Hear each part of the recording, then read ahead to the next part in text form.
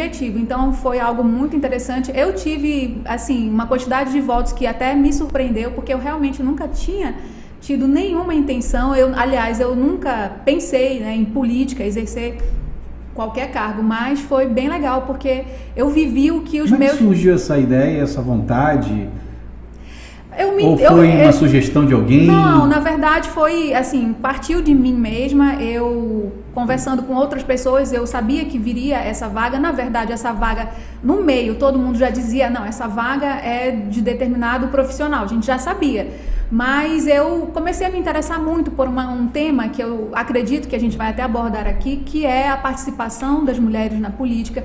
Uma maior participação das mulheres em todos os ambientes de poder, e eu quis ser mais um nome feminino. Havia outros, né? A Grace, por exemplo, que já é uma pessoa...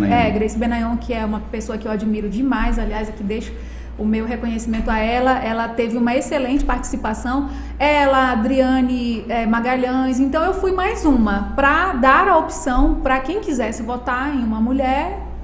Nós estávamos ali, e para mim teve muito disso, né, eu não posso apenas dizer, vamos participar mais mulheres, e eu mesma, em uma oportunidade, eu não me colocar. Então, também teve isso, eu quis... A experiência foi positiva. Foi positiva, foi muito positiva. A maioria das pessoas conhece a doutora Maria Benigno, né, mas quem é a Maria Auxiliadora dos Santos Benigno? Pois é, que pergunta. Nossa, a pergunta é muito difícil. A posição de advogada... de defensora dos direitos eleitorais. Hoje, se eu puder escolher uma palavra, assim, o que me define, o que me resume, eu tenho uma filha, então, assim, a minha vida mudou completamente, até mesmo a minha atuação profissional. Mas eu sou uma mulher, né, que, assim, comum, não tenho nada de diferente, não me considero melhor nem pior do que ninguém, mas...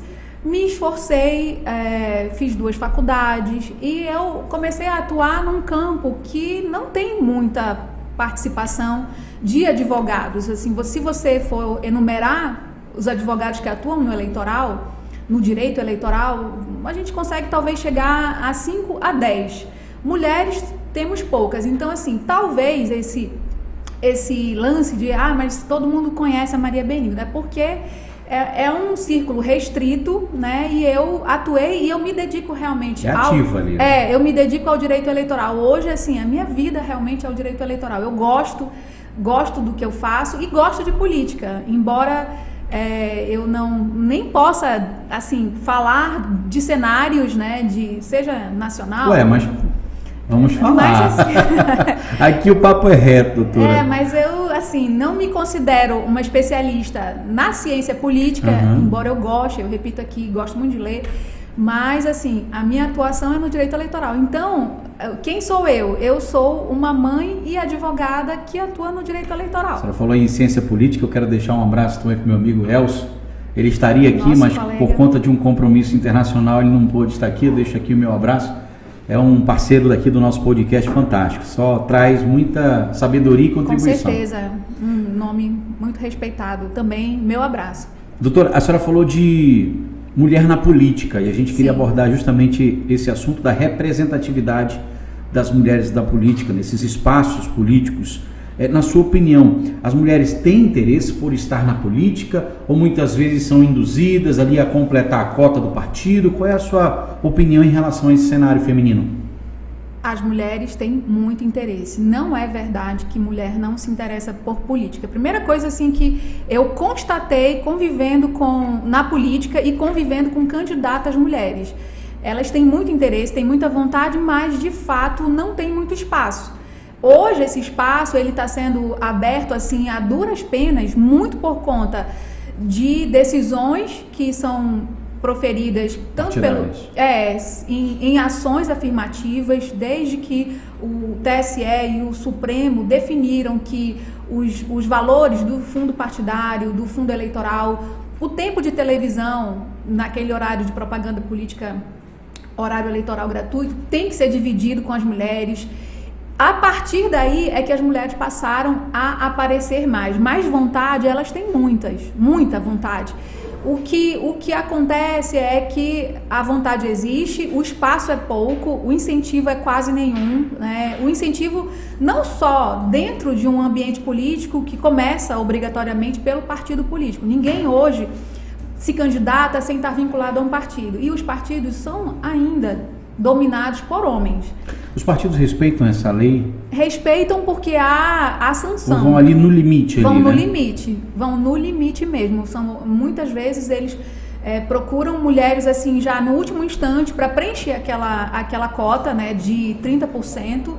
E a gente até pode falar que para as próximas eleições terão alguns mecanismos que vão incentivar as candidaturas femininas e também candidaturas de negros, que também é uma outra minoria, que na verdade a gente nem pode falar minoria, que o nosso país, ele tanto é... A maioria de negros. Formado majoritariamente por mulheres, né, acho que mais de 50%, e também é um país de forte presença negra. A gente não pode dizer que os negros são minoria. Eles são minoria nos espaços de poder. Nas políticas sociais, né? Exatamente. Doutor, a senhora falou de os partidos, eles muitas vezes, ali nos 45 minutos do segundo tempo, começam a completar ali aquela cota feminina.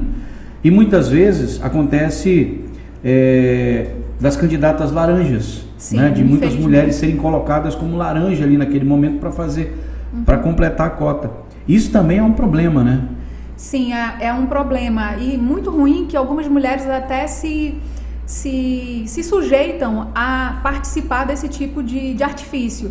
Na verdade, quando a gente verifica, né, processos em que a própria mulher se sujeita a isso, a gente vai ver que ou ela é esposa, ou ela é filha, ou ela é parente, ou funcionária de um político que domina aquele partido e ele quer preencher aqueles 30% que são obrigatoriamente de candidaturas femininas. Ele não tem, porque o partido mesmo não incentiva, não busca lideranças, ele acaba completando com a esposa, com um parente ou uma funcionária. A senhora já pegou assim, já teve conhecimento de algum caso onde uma mulher partidária quisesse participar do processo eleitoral e não entrou porque A, B ou C colocou um parente ali para completar só para não... Não, eu já vi casos de mulheres estando registradas apenas porque conhecem os dirigentes partidários, mas eu não vi ainda casos de mulheres que querem e são impedidas. Não, isso aí não, porque na verdade eles precisam de mulheres. Então quando uma mulher espontaneamente procura ser candidata, eles aceitam. Mas, às vezes, esse número não é suficiente, eles precisam de 30%. Pois é, esse número que não é suficiente, que a senhora fala, é por conta das mulheres não terem interesse, é porque não terem espaço, é por falta de educação política? Falta de incentivo, falta de espaço mesmo, porque as mulheres, elas estão vendo que tem um movimento crescente para que elas participem mais. A verba que vem especificamente para elas, mas na hora, não há uma clareza na hora de dizer como essa verba vem e para quem ela vem. Um exemplo, um partido A recebe, R$1 milhão e precisa reservar 30% no mínimo para candidaturas femininas. Ele pode distribuir esse valor diretamente para a candidata ou pode encaminhar para o diretório estadual e o estadual para o municipal, e o municipal é que vai dividir entre as mulheres. Até chegar lá, é um caminho que não é muito transparente, não existem regras. Então, as mulheres, a gente tem visto nas últimas 2 eleições, eu não recebi nenhum real, o meu partido recebeu X milhões, mas eu não recebi. E a gente não tem como questionar, porque não há uma regra, Ou seja, ninguém pode cobrar nada. A gente consegue coisas a passos lentos. Conseguiu essa verba, agora conseguiu um incentivo para que os votos femininos e de candidatos negros sejam contados em dobro.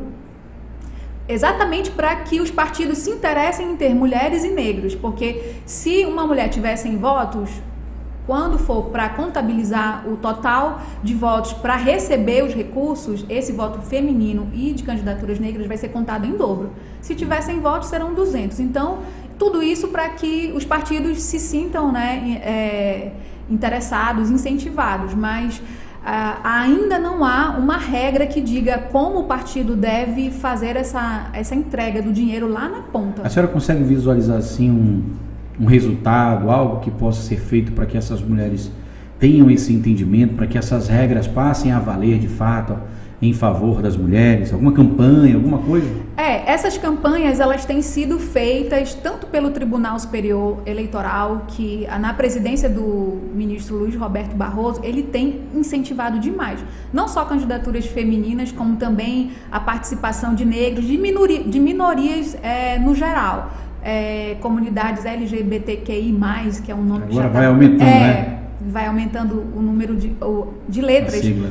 Isso, mas as mulheres elas têm se interessado mais, existem muitos movimentos, muitas instituições, organizações, coletivos, que eles dão esse nome, coletivos, e assim, para que esse resultado ocorra, é lento, é realmente lento. Para ter uma ideia, a lei que previu essa obrigatoriedade de 30% é de 97. Ou seja, mais de 20 anos, 25 anos, perto disso.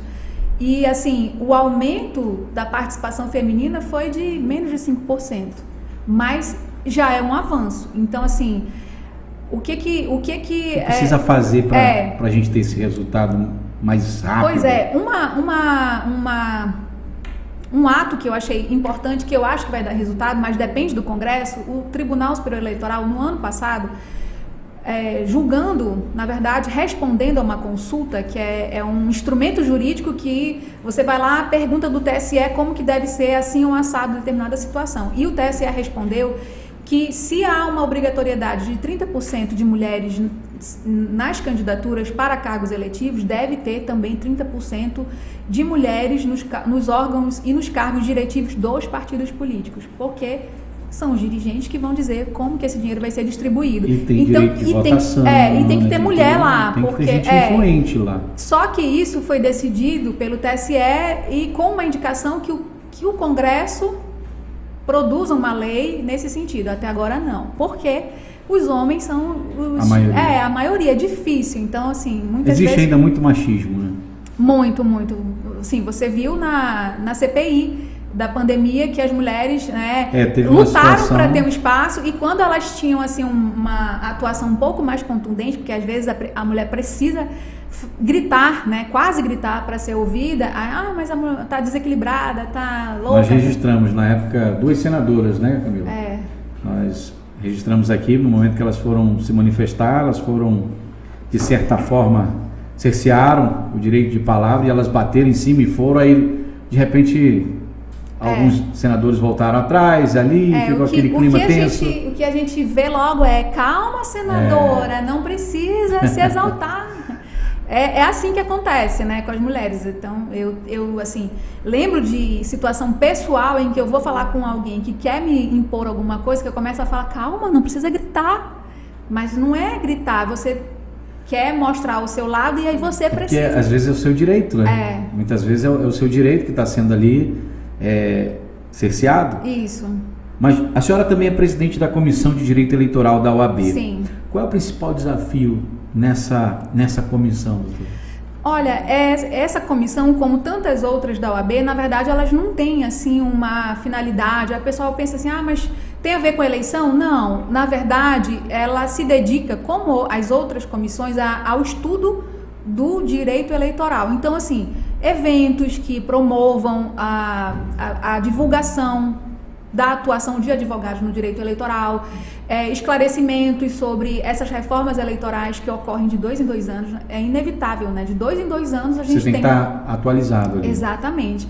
Em um ano pode uma coisa, daqui a 2 anos na eleição não vai mais ser assim. Então é um meio que a legislação é muito fluida. Nessa comissão há participação de mulheres? Sim, muitas. Processo? Até porque, na verdade, a comissão é formada por pessoas que se interessam. Então, muitas vezes entram em contato, eu queria participar da Comissão de Direito Eleitoral.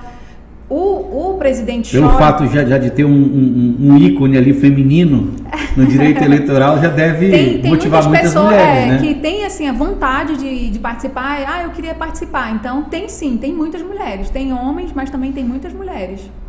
Doutora, vamos falar de eleições propriamente dito. A gente está vivendo um momento bastante tenso no município de Coari.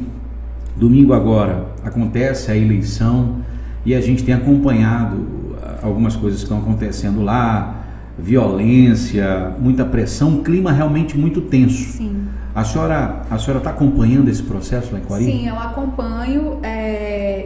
Eu sempre acompanhei os processos eleitorais em Coari, já atuei lá. Eu acompanho porque eu faço uma assessoria a um determinado candidato, que é algo que tem pessoas que estão trabalhando comigo que estão lá. Então, assim, inevitavelmente eu tenho um conhecimento. E, assim, posso falar, assim, livre dessa condição de estar ou não a favor ou contra alguém. Lá no município de Coari, como aliás em muitos municípios, né, do nosso estado, a política é algo assim muito presente na vida da população. Isso é bom. Direta, né? É uma política de forma Isso direta. não é algo que seja ruim, não. Inclusive é muito bom que a população participe, que queira, que se envolva. A política ela é direta, mas as políticas públicas não são. Isso, exatamente. Então assim, realmente o clima lá é tenso. Há muita acusação de lado a lado. São 4 candidatos, se eu não me engano, mas polarizou entre 2 e, assim, a gente ouve que notícias que um lado diz que é inverídica, o que se convencionou chamar de fake news. E agora há pouco, à tarde, eu até recebi uma informação que o TSE finalmente autorizou o envio de forças federais, o que, de certa forma, garante uma tranquilidade. Né? O que a gente sabe é que, assim, tem muitas viaturas foram levadas para lá, o contingente foi aumentado, mas ainda assim sempre há registro de violência. Acho que há uns 8 anos atrás eu me recordo de ter mandado uma advogada para lá e ela estava num lugar que tiroteio. Então, assim... a gente pode dizer que é um clima de guerra, de fato, lá? Eu acredito que sim. Eu acredito que sim. Há pessoas que são muito ligadas a um grupo e a outro. E é inevitável, quando um grupo acha que vai perder, começa, né, a até partir para esse lado que não é o ideal de sair da razão e ir para a violência, mas eu acredito que a gente pode falar sim que há um clima de guerra. A gente fala de uma certa hegemonia da família Pinheiro lá em Coari, né, pelo fato dos processos eleitorais acontecerem, sempre teria a participação dessa família, a família Pinheiro. Na sua avaliação, isso também contribui para que essa disputa fique nesse clima tenso? Sim, eu acredito que sim, porque, e aí eu estou falando dessa hegemonia que é histórica, a gente não vai se restringir aqui a esse processo eleitoral. De fato, há um histórico no município que vem lá desde 2000, se eu não me engano, acho que foi a primeira eleição do Adail Pinheiro, o pai. E a partir daí, ou foi ele ou foi alguém que ele colocou. A senhora já acompanhava desde essa época, não? Sim. Quando eu comecei a advogar no direito eleitoral, que eu já fui direto para o direito eleitoral, o tribunal aqui estava justamente numa discussão sobre a cassação ou não de um prefeito que tinha sido eleito com o apoio do Adail Pai. Naquela eleição, eles foram cassados, o prefeito e o vice, mais 2 vereadores, e o Adail Pai foi considerado inelegível. Isso foi na eleição de 2008, se eu não me engano. E aí houve uma eleição suplementar lá, já é a segunda, assim, em pouco tempo. Então, isso por conta dessa cassação ligada a esse grupo hegemônico. Depois disso, houve essa suplementar, aí houve uma nova eleição que o Adail Pai ganhou. Mas como ele tinha sido declarado inelegível, porque ele realmente usou o poder que ele tinha como prefeito para eleger o seu sucessor, houve um processo para dizer que ele não podia ser candidato por conta dessa inelegibilidade. Mas ele ficou no cargo durante 2 anos e alguma coisa. Até o TSE decidir, ele ficou 2 anos e meio. O filho dele se elegeu e quando ele tentou se reeleger, na verdade ele até conseguiu, mas o o candidato lá adversário alegou, com razão, que havia ali um terceiro mandato. O pai, embora ele tenha sido afastado, o Haddad e o filho, e aí se permanecesse, se ele tomasse posse em 2020, agora, 21 aliás, seria um terceiro mandato. O TSE disse sim, é um terceiro mandato. Então, a gente está falando assim, mas o que pode ser origem ou motivo dessa violência é talvez essa ideia de que o município é da família. Tem um dono, né? Isso. A ideia que se passa é que eles são donos do município, né? Sim. Quando eu falo a ideia que se passa lá no município, porque aqui a gente sabe que não é assim que funciona. A democracia ela tem que prevalecer. Uma coisa é você ser um político que tem uma reconhecida atuação, a população elogia, respeita, mas aí ele fica 2 anos, fica 2 mandatos, aí vem um outro que pode até ser o sucessor dele, né, indicado por ele, mas há uma alternância. O ruim é quando não tem essa alternância, né? Um dos princípios da nossa democracia é a alternância no poder. Falando em direito eleitoral, a senhora avalia que Coari é uma cidade onde um processo eleitoral é delicado, relacionando a gente fazendo relação aqui a crimes eleitorais? Sim, eu acredito que sim. Por tudo que eu já acompanhei, desde dessa eleição, que agora eu não me recordo se foi eu acredito que foi 2008. Mas sim, é uma cidade que sempre gera casos complexos e esses casos chegam até o TSE, como aconteceu agora, recente. E às vezes eu até discuto com advogados que atuam lá em Brasília e eu mando para lá, olha, aqui aconteceu assim assado. O pessoal fala, poxa, Coari de novo, né? Sempre com essa... Mas sim. Tem alguma coisinha que vai lá e tá... Inclusive, recentemente o Ministério Público barrou a entrega de alimentos por parte do governo, cartões de auxílio estadual, né? Por conta de se suspeitar de um crime eleitoral. Sim. Só que também o governo do estado entrou na justiça alegando que estava em calamidade pública e aí foi liberado. Mas como é que a senhora avalia tudo isso? É para deixar o processo conturbado? Na verdade, na minha opinião, é muito além de um problema jurídico. Claro, tem o problema jurídico, os processos que se originam dessas disputas, mas há também um componente político. Eu ouvi uma análise de alguém que disse esse processo eleitoral em Coari, ele na verdade é uma prévia da eleição do ano que vem. Um candidato alegadamente apoiado pelo governo, um outro candidato alegadamente apoiado por um outro possível candidato. E aí há essa disputa, essa medição de forças.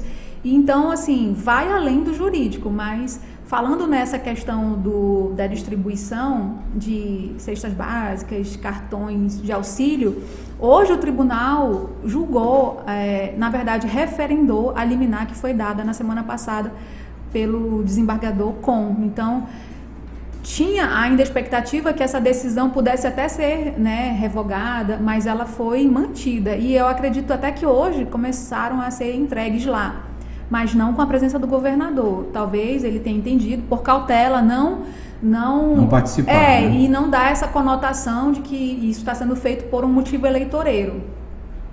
Mas tem fundo de preocupação isso? Por exemplo, a gente imagina assim, vamos lá, um eleitor leigo, uma pessoa leiga, mas a eleição está acontecendo, a campanha está acontecendo lá em Coari, é prefeitura. Aí o governo deixa de entregar benefício para a população por conta de uma eleição. Isso é válido?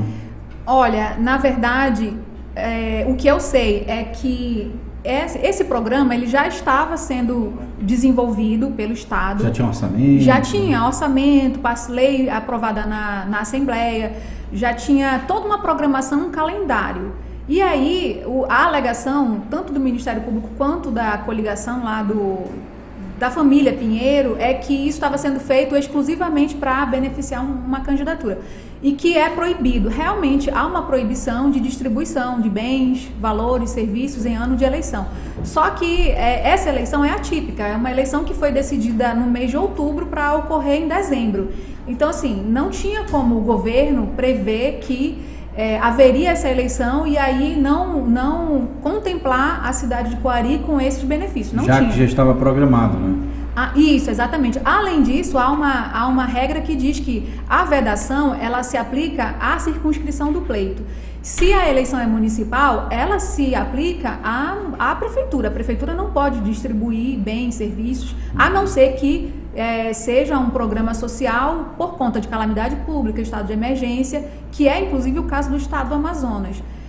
Então, foi até por essa razão que a liminar foi dada e hoje o TRE confirmou. Há um programa que já está em andamento para o estado todo. Então, não seria justo que o povo de Coari ficasse sem receber, né? E o estado também não pode ficar impedido de atuar por conta de uma eleição municipal. Porque senão, vamos pensar, de 2 em 2 anos, se essa vedação valer para toda eleição, seja estadual, presidencial ou municipal, de 2 em 2 anos, tanto a União quanto o Estado não iriam poder repassar valores para os municípios, para os estados. Então, tem que haver uma ponderação realmente de se essa vedação é não aplicável. E o TRE entendeu que não. Que bom para a população de Coari, que começa a receber o auxílio emergencial e também os alimentos que tanto necessitam lá. A gente vai fazer um rápido intervalo e já a gente volta falando de eleições 2022. Está preparada, doutora? Se não for para falar de cenário político... Aqui é o Papo Reto. Você continua participando, quero agradecer a grande audiência no Instagram. Pode continuar mandando suas perguntas, suas mensagens que a gente vai ler no ar e a gente aguarda você logo depois do intervalo. Não sai daí, a gente volta já. Realmente passa rápido.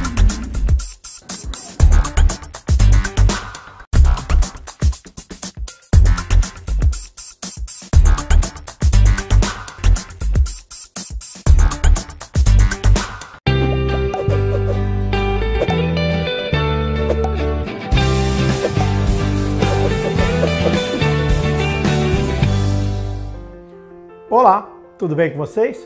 Eu sou Maicon Tadeu. Vim falar um pouco sobre desafios. Desafios esses, quem sabe, muitas vezes dão incerteza aquilo que você quer para a sua vida. O que você quer verdadeiramente para você? Às vezes aquele desafio no trabalho, na profissão, nos seus sonhos. O que você quer para você, verdadeiramente? As pessoas às vezes me perguntam, Maicon, como você consegue lidar com o seu dia a dia?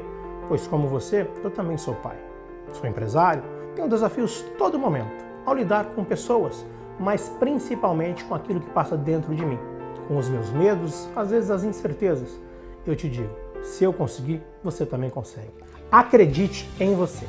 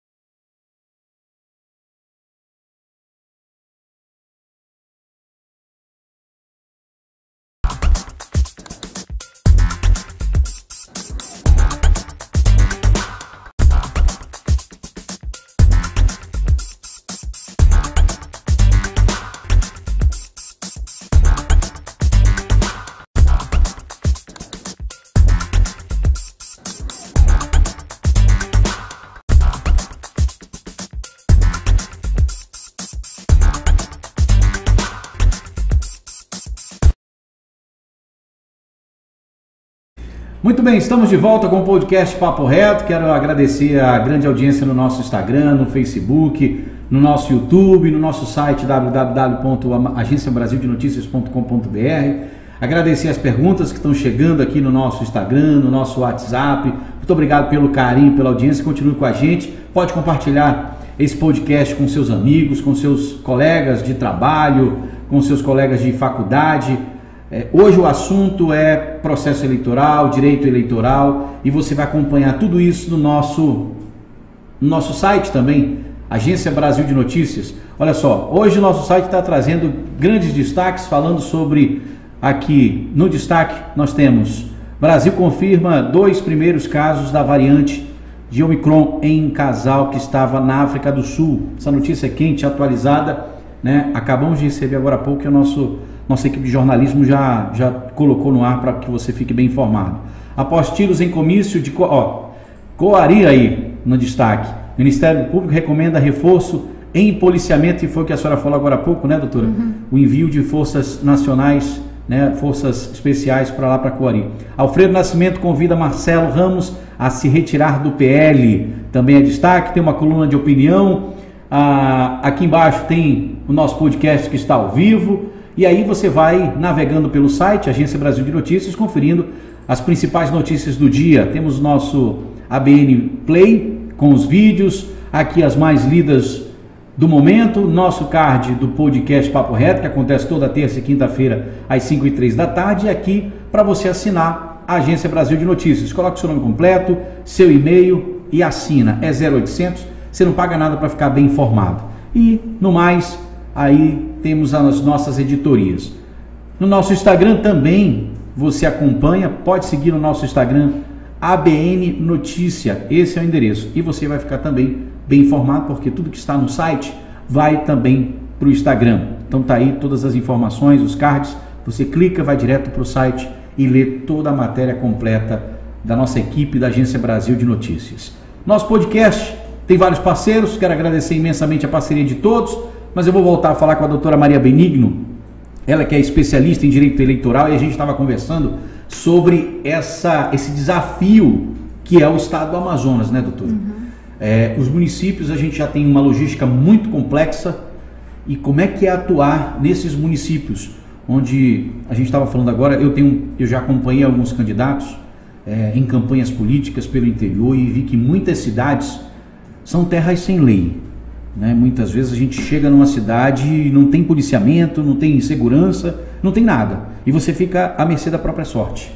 A senhora já teve alguma experiência assim que ficou assim, nossa, e agora? Será que eu volto? Não vou voltar mais nessa cidade, não. Já tive algumas experiências, felizmente nenhuma assim com risco, né, à integridade física, mas assim... Mas deu medo. Deu medo, com certeza. Medo no próprio deslocamento, que a gente às vezes depende, aliás, quase que exclusivamente o deslocamento para os municípios é de aeronave. E nem sempre você consegue ir num avião grande, você tem que ir em aviões pequenos. Então, pistas assim, de pouso, de barro. Exatamente. Então, assim, e como a gente falou a respeito de Coari, em quase todos os municípios há muito essa disputa, né, entre grupos políticos, quase que um Flamengo e Vasco, um Garantido e Caprichoso. Eu vou ser mais direto, doutora, porque são coronéis de barranco, de verdade. São políticos que se acham donos do município. E isso ainda existe muito realmente nesses municípios mais distantes, que o prefeito se elege porque ele já se acha o dono mesmo, é um nome que fica assim reiteradas vezes no cargo, vem para Manaus e na verdade a cidade fica abandonada até a verba que é encaminhada para lá, ela não é aplicada de fato, mas assim, é realmente um desafio para quem advoga, para quem atua como juiz, como promotor. Você, como eu já disse aqui, acompanhou vários candidatos, você assim, se difícil, sente inseguro. Até para fiscalizar também, acho que o órgão público. Exatamente. É um grande desafio para todas as esferas, eu acho. Sim, para todos o interior os que do atuam. Amazonas. Exatamente. Né? Realmente. Bom, eleições 2022. Vamos fazer as perguntas, né, antes de chegar nas eleições, porque assim a gente vai, né, conseguindo organizar aqui. A Carmita mandou um texto aqui. Em 2016, um rapaz foi na minha casa, disse que precisávamos votar no candidato deles. Minha mãe estava doente na época e eles nos ajudaram. Anotaram nossos títulos de eleitor e ele me disse que era para eu votar, pois eles, entre aspas, tinham nos ajudado, fecha aspas. Fiquei com medo, pois entendi que eles poderiam saber se votamos nele ou não. É possível, doutora? Não é possível. Embora a gente saiba que existe um mapeamento pelos candidatos, eles conseguem, né, através assim de um grande profissionalismo, eles conseguem Por isso é que eles realmente pedem o título eleitoral para saber a zona, a seção, e depois eles fazem uma checagem. Não tem como saber se, de fato, aquela pessoa especificamente aquela mas pessoa votou. Se eles tiverem uma lista, numa seção que tenha 2, 3 nomes, e aí aqueles 2, 3 votos não aparecem, dá para saber. Se ele ajudou tipo 10 pessoas, aí aquelas 10 pessoas são daquela zona, aí quando ele for fazer a checagem tiver 2... até porque pela seção, tem seções que tem 20, 30 nomes, e aí se naquela seção ele não tiver nenhum voto, ele vai saber que aquela pessoa que supostamente iria votar nele não votou. Então, assim, infelizmente, você não consegue saber se votou ou não, mas com esse mapeamento que eles fazem, é complicado. Não é personificado, né? A pessoa não sabe se foi aquela pessoa, vai mas por eliminação, através de números, né? Exatamente. Então, assim, é por isso que é proibido fazer esse pedido de título eleitoral, porque aí você consegue identificar onde a pessoa vota, qual é a zona e qual é a seção, e aí fazer esse tipo de ameaça, né? Olha, eu vou saber se tu votou ou não. Eu até sugiro que as pessoas comecem a gravar. Hoje com o celular é tudo mais prático. Sim. Porque isso é crime eleitoral, né, doutora? É verdade. É crime eleitoral entregar qualquer tipo de benefício em troca de voto. Se essa pessoa tivesse ajudado, embora fosse até num período eleitoral, até ela, né, é conhecida, ela vai ser candidata, mas se ela ajudasse sem tocar em assunto de, olha, quando chegar na eleição, vota em mim porque eu te ajudei. Se não houvesse esse diálogo, a gente podia até dizer, não houve compra de votos. Embora a lógica seja que o cara fez porque ele quer o voto, mas assim, é proibido qualquer tipo de vantagem, de benefício, de valor, ou até mesmo a promessa. A pessoa não precisa nem entregar. Se ela prometer, olha, se você votar em mim, eu te prometo construir tua casa, te dar um fogão, qualquer coisa nesse sentido já é suficiente para configurar compra de votos. E compra de votos leva à cassação. Crime eleitoral. Sim. Wesley Dantas está perguntando, é crime não votar? Não é crime não votar. Aqui a gente já sabe, né, que é facultativo. Na verdade, o voto, ele não é obrigatório. O que é obrigatório? O comparecimento. Você vai sofrer a sanção se você não comparecer na eleição. Você vai ter que pagar uma multa, ir lá no cartório, pagar a multa e você vai regularizar. Se você não comparecer em 3 eleições seguidas, o seu título vai ser cancelado. Mas não há nenhuma sanção, nem você vai responder por um crime eleitoral. Não é crime. Qual é o principal desafio de um advogado numa eleição como essa de Coari?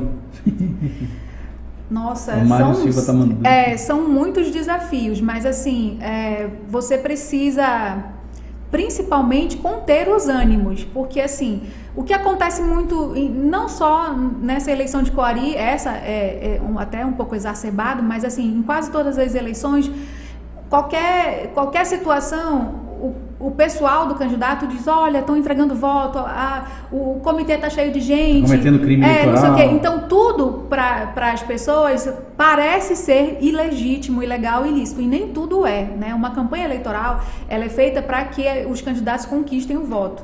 Então, assim, é natural que ele esteja no meio de gente, que tenha muita gente. Então, assim, o mais desafiador realmente é conter os ânimos, né, do seu candidato e assim, para que ele entenda que o que você tiver que fazer, você vai fazer. Vocês não param no processo eleitoral, assim. É tipo jornalista também. Fica de lá, exatamente. De uma ponta a outra, e às vezes tudo que tá acontecendo. Amanhece o dia, você acha que tem um problema, aí você, hoje o problema é esse. Aí no decorrer do dia você vai ver que aquilo nem era problema, assim, são uma sucessão de acontecimentos que, como essa agora, que está tendo lá uma confusão num ato político de algum deles, e a polícia... já recebeu mensagem? Isso, eu já recebi, que a polícia teve que ser chamada, que tinha gente lá contestado, com, né, ameaça... nesse nível? Que alguém foi preso, tá desse nível lá, tá desse nível. Meu Deus do céu. Bom, Malché tá falando aqui, ó, quase fui detido uma vez por entregar um santinho no dia da eleição. Qual pena para quem comete crime eleitoral? Depende, né?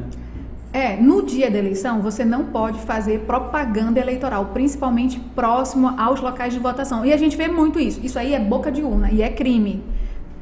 Você está lá esperando alguém se aproximar da escola e você está entregando.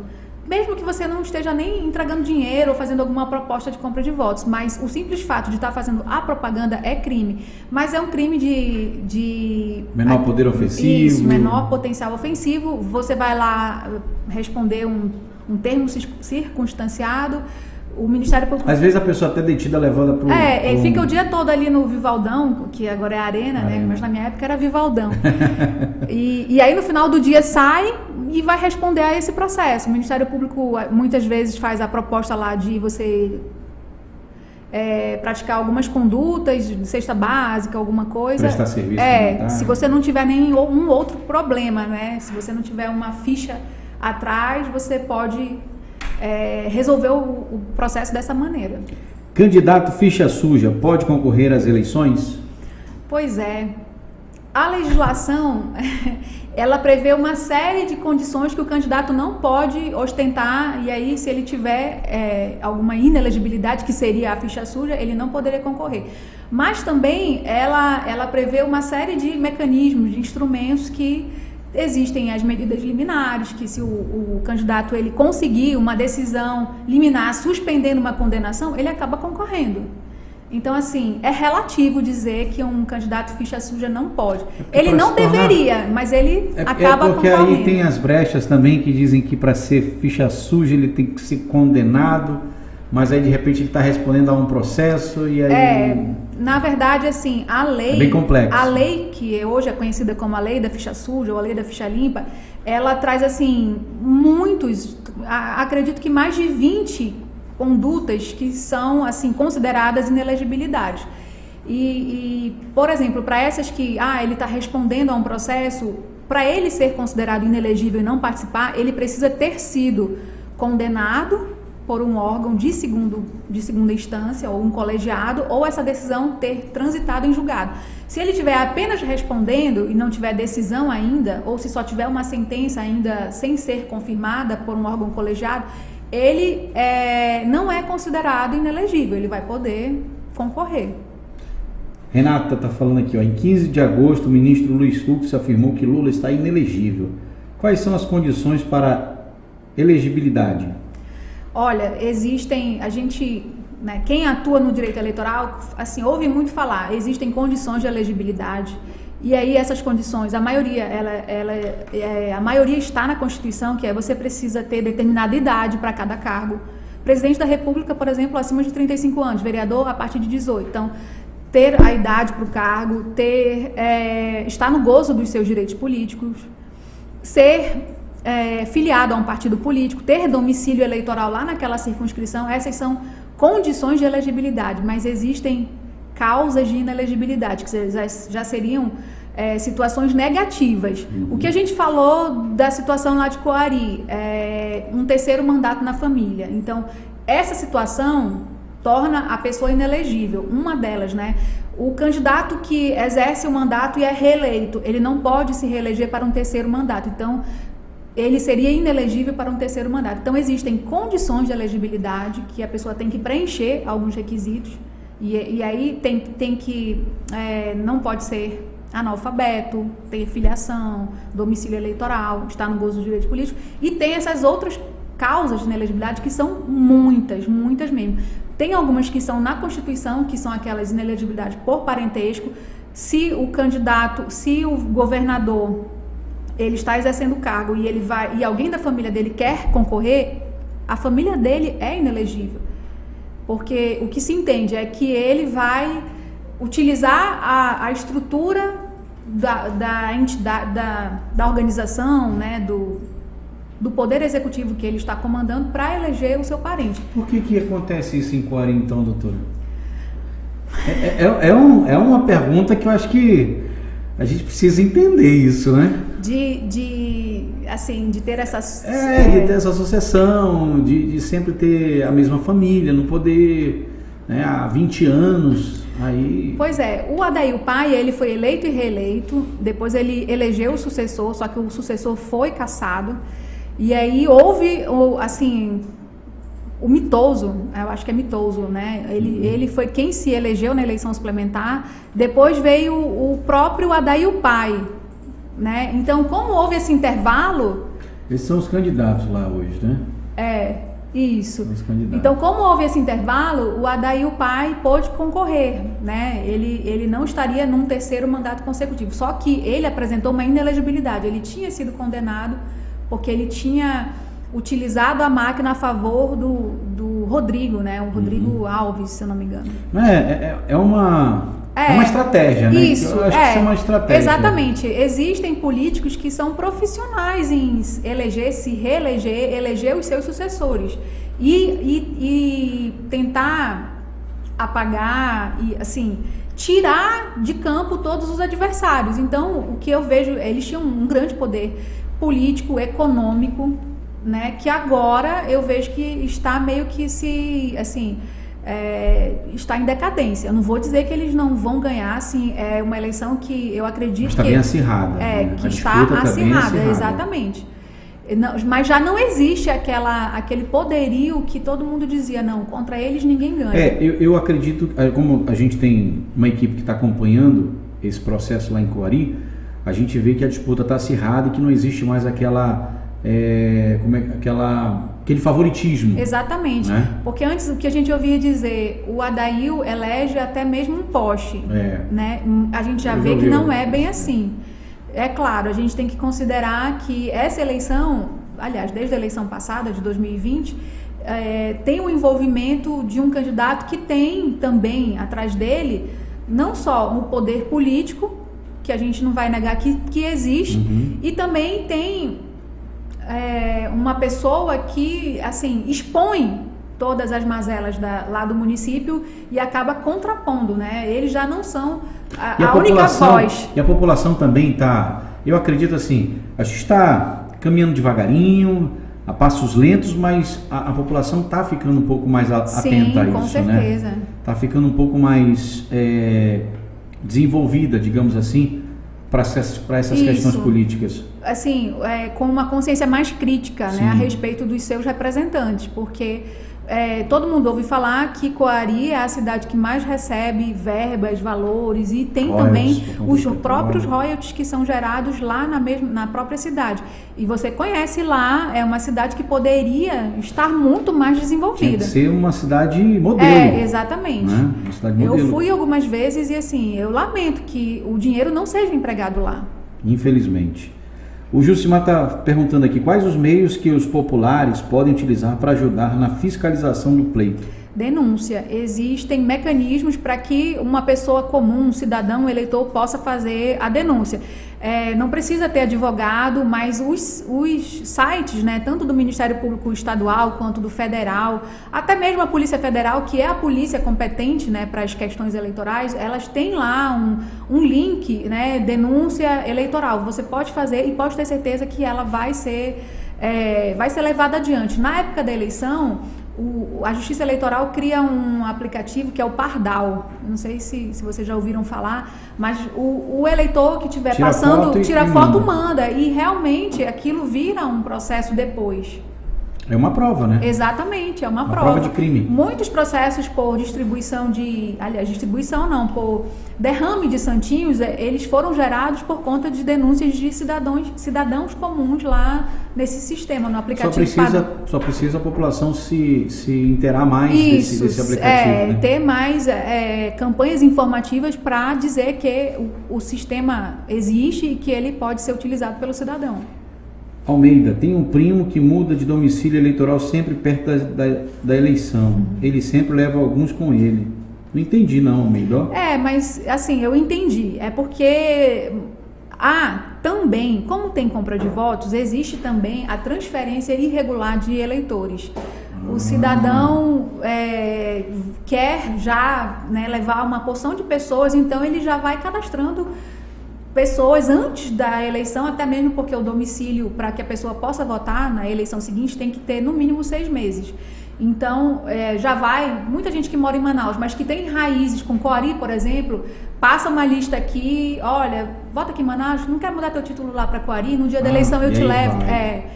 Eu arrumo um bar. Acontece isso também. Acontece muito. Acontecia muito Rio Preto da Eva, Presidente Figueiredo, Manacapuru, que são municípios que o cidadão pode sair e ir lá votar. É uma compra de votos, né, disfarçada, mas acontece sim essa transferência de eleitores dessa forma. A pessoa não mora lá, ela só é levada a votar lá. Doutora, a gente fala agora de 2022, aqui no Amazonas, né, eleição para para governador, para deputados, e a gente percebe alguns pré-candidatos que já se declararam, né, movimentando as redes sociais. E a gente sabe que essa questão de rede social, de campanha na internet, é muito também delicada. O que é permitido, o que não é permitido hoje? Sim, o nosso país, a nossa legislação, ela sempre foi muito proibitiva em relação à propaganda antecipada. E aí, tudo que um pré-candidato fazia, seja colocar um outdoor que é proibido, seja agora que tem muita, né, essa Por exemplo, utilização... eu colocar no Instagram que eu fiz determinada obra... Pode. Posso? Pode. Não é campanha não antecipada? Não é. E aí eu vou, assim, por que nós chegamos a essa legislação? Porque havia muito essa discussão de propaganda antecipada. Quem é que faz as leis? São exatamente essas pessoas que querem se utilizar desse mecanismo. Então, foi criado lá um dispositivo na lei das eleições dizendo que não é campanha antecipada o cidadão dizer tudo que ele fez, ou dizer até o que ele fará se um dia vier a ser eleito, exaltar as suas qualidades pessoais. O que ele não pode, ele pode fazer tudo, ele só não pode fazer referência à eleição, né? Tipo, vote em mim. E não pode pedir voto, exatamente. Não pode ter um número. Isso, não pode. E olha que às vezes até com número consideram que não há propaganda antecipada. Exatamente. Então assim, pode quase tudo, não pode pedir voto. E tem uma outra assim, vertente que é o gasto que é feito para que essa pessoa divulgue a imagem dela, né? Se houver uma divulgação que notoriamente você percebe que está havendo um gasto que você depois não sabe se ele vai ser contabilizado, de onde que está vindo, e até mesmo afeta a igualdade em relação aos outros candidatos, uma ideia.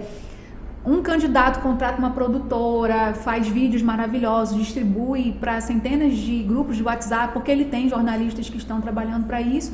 Ele sai na frente daquela pessoa comum que pode fazer o mesmo. É crime eleitoral isso? Não é crime, né? Mas isso pode criar indícios que mais na frente, quando houver a campanha propriamente dita, pode gerar uma ação por abuso do poder econômico.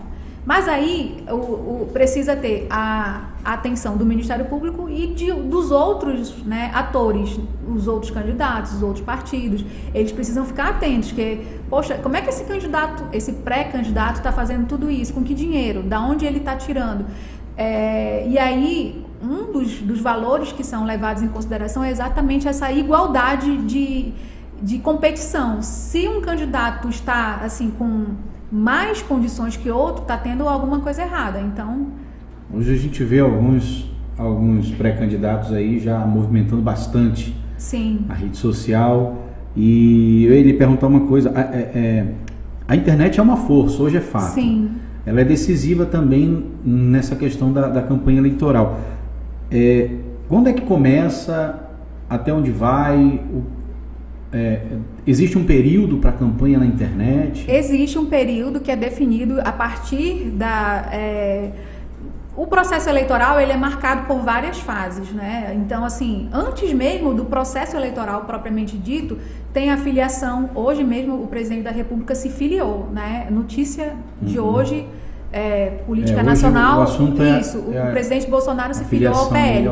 Então, assim, o processo eleitoral começa com a filiação, o domicílio eleitoral, mas mais lá para frente, os partidos fazem convenções para saber quem vai ser candidato, quem não vai, quem vai apoiar quem, e aí tem o período de registro de candidatura. Quando termina o registro, o último dia, no dia seguinte, pode fazer campanha, a partir do dia seguinte. Então, tudo que fizer antes disso, em tese, é campanha antecipada, mas o que o TSE definiu, até porque a legislação assim diz que se houver a divulgação de qualidades, de feitos, de promessas, isso aí, assim, por si só não seria considerado, a não ser que tenha uma relação. Olha, na campanha, na eleição de outubro, considere as minhas qualidades. Aí sim, você está vendo um vínculo, né? Embora a gente saiba que é óbvio, né? Mas a legislação foi feita dessa maneira. Vamos encerrar aqui com as perguntas. O Pedro está dizendo, as motocicletas não são consideradas pré-campanha? Acho que não, né, doutor? Não. Não nesse período que está acontecendo. Não, assim, não nesse período. A gente, assim, motociatas eu acabei, assim, conhecendo mais por conta do presidente da República. A gente sabe que nos interiores tem muito, né? Mas a gente não chama de motociata. É uma carreata, aí tem carros e motos. Nos interiores há uma quantidade maior de motos. Mas, assim, motociata é o presidente da República que começou a popularizar para, né? Aí existem vários fatores, né, de por que ele faz isso, mas não é considerada campanha antecipada e nem crime. Doutor, eu falei que 1 hora seria pouco. É verdade, pra gente passa conversar, rápido. já passou rápido. O assunto flui, né, é um tema interessante. E é um tema interessante e já aproveito para lhe convidar para um outro momento, para a gente debater mais sobre esse assunto do direito eleitoral, campanha que está chegando, o que pode, o que não pode. Eu acredito que a população precisa e merece ficar bem informada quanto à questão do direito eleitoral, das regras para essas eleições que estão chegando, e a senhora está convidada para um segundo momento. Desde já eu agradeço e já digo que estou às ordens, eu aceito, é um grande prazer e é um tema que eu gosto muito. E olha, vou lhe dizer, o que a senhora vai gostar muito é desse coffee break aqui, que foi servido... eu quando divulguei o card hoje, um amigo disse, olha, depois tem um coffee break muito bom. Aí eu falei, que bacana. Então ele já sabe, né, Camila? Não sei se ele está acompanhando, mas ele me falou. Pode falar o nome dele aqui, não tem problema não. É o doutor Eliandro, um advogado. O doutor Eliandro, um abraço pro doutor Eliandro, ele já teve aqui. Ele me disse, olha, o café lá muito bom. Ele comentou, inclusive quando a gente postou, ele comentou, um abraço pro senhor, doutor Eliandro. E esse coffee break aqui é servido pela Isa Padaria, lá do meu amigo Raoni e da dona Cléo, com o maior carinho, com o maior prazer, fique à vontade. Tá bonito. Prove, porque eu costumo dizer que todo podcast ele pergunta, e aí, o convidado gostou? E, por incrível que pareça, todos já disseram que... ninguém reclamou. O Eliandro falou bem. Olha aí, viu? Então, fique à vontade. Eu agradeço mais uma vez a sua presença aqui. Eu que agradeço um segundo momento. E eu quero agradecer aos parceiros aqui, a Isa Padaria, que é a nossa parceira aqui do podcast, o Maná Delivery, que é o Renison lá, que tem um sanduíche fantástico, um sanduíche artesanal que vale a pena você conferir. Fica em frente ao Santa Júlia, ali na Avenida Airão, no Boulevard. Auto Rodas, Bruno Vilmaco, Sede por Vidas, o Igor, Outlet da Tropa, o Borges, Coyote Suspensões, o Bruno, Chefão Barbearia, o Robson, lá da Parintins Burger. Grande abraço para você, meu amigo, hoje que deu um tapa no visual, né, Camila? Fui lá hoje de manhã cedo, o pessoal lá, o Paulinho, o Rogério, rapaziada lá, vá lá, fica lá na Juricaba, na principal Chefão Barbearia, e a Parintins do Burger fica bem ao lado. A senhora é garantida, é caprichoso. Caprichoso. Tô vendo aqui o vestido azul, né? Lá eles vendem um sanduíche artesanal, não sei se a senhora conhece. Não, ainda não. Mas um sanduíche artesanal na cor azul e na cor vermelha. A carne é de tambaqui, uma delícia, já provei, vale a pena, viu? Legal. Convido a senhora também. E também vou mandar um abraço aqui para nossa espectadora, a Tayane Ribeiro, lá do Futuro da Moda Maquiagens, Camila? Futuro da Moda Maquiagem, Tayane Ribeiro no Instagram, é esse endereço, você pode acessar. Um abraço, Tayane, obrigado pelo carinho, pela audiência. E a todos que acompanharam o podcast Papo Reto, a doutora vai provar aqui esse coffee break maravilhoso. Um beijo no coração, muito obrigado pelo carinho e pela audiência. Quinta-feira a gente está de volta no mesmo horário, às 5h03 da tarde. Quem é o próximo entrevistado? Deputado Federal, Capitão Alberto Neto. E aí a gente vai ter um papo reto com ele aqui sobre as ações que ele está desenvolvendo em Brasília, sobre a visão dele política em relação a todo esse processo eleitoral que está bem na porta em 2022. Então a gente vai ter um papo reto com o deputado federal, Capitão Alberto Neto. A todos, uma ótima noite, fiquem com Deus e até a próxima, se Deus quiser.